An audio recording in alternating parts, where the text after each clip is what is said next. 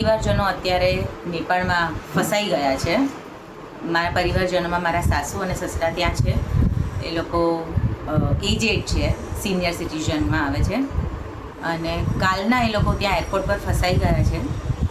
હજી સુધી કોઈ રેસ્ક્યુ ઓપરેશન એમના માટે થયું નથી અને એમની સાથે બીજા 20 ગુજરાતીઓ પણ છે અને in total Indian I think 90 થી 100 જણા છે અને એરપોર્ટ પર જ છે। એ લોકો બહાર નીકળી શકાય એવી પરિસ્થિતિમાં છે જ નહીં। હમણાં દિવસે આપણે નવી દિલ્હીથી કાઠમંડુના ત્રિભુવન ઇન્ટરનેશનલ એરપોર્ટ પર અમે આગમન કર્યું।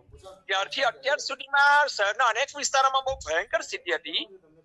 અમારી જે હોટલ જે વિસ્તારમાં છે એને થામેલ વિસ્તાર કહેવાય છે। આનો મેઇન જે કાઠમંડુનો સિટીનો કી એરિયા કહેવાય ને, આપણે સુરતના જેમ પાગડ ને ચૌટા છે તેની જેવો વિસ્તાર છે। અહીંયા અમને કોઈ પણ પ્રકારની કોઈ પણ તકલીફ નથી ને આજની નથી, પરમ દિવસથી કોઈ પણ તકલીફ નથી।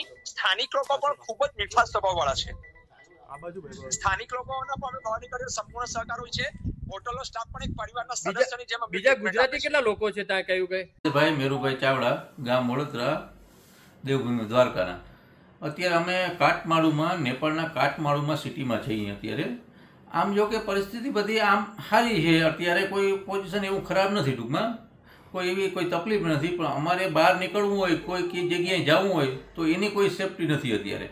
અમારે 12 તારીખની ટિકિટ છે એરપોર્ટની, પણ હવે અહીંયા જવા માટે જો કાલે બધું સારું થઈ જાય વાતાવરણ તો વાંધો નથી, નકર એટલી જ અમારે ગુજરાત સરકારને અપીલ છે કે અમારે 12 તારીખે સવારના 11 વાગે અમારે ટિકિટ છે પ્લેનની, તો એ એક વ્યવસ્થા અમને કરાવી દે ને તો સારું। જો સારું થઈ જાય તો કોઈ પ્રોબ્લેમ। મથુરા, હરિદ્વાર, અયોધ્યા અને નેપાળ, પણ નેપાળ જતા હું બસ લઈને ફસાણો તો નેપાળના તોફાનના હિસાબે, પણ મારા 43 પેસેન્જર, મારા વડીલો, મારી માતાઓ બધાને લઈ એવા આપણા નગરસેવક ઉપેન્દ્રસિંહ ચુડાસમા તેમજ વિનુભાઈ કુકડિયા, હીરાબેન કુકડિયા અને ગામના દરેક મારા સાથી મિત્રો, મારા વડીલો મારી સતત ચિંતામાં હતા।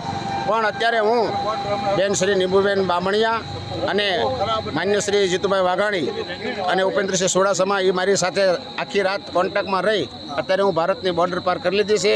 તો બધાને હું વિનંતી કરું છું કે હું સહી સલામત 43 પેસેન્જરને લઈ અને ભારતની બોર્ડરની અંદર આવી ગયો છું। તો બધાને જે મારી ચિંતા કરી છે તેનો બદલ હું હૃદયપૂર્વક આભાર માનું છું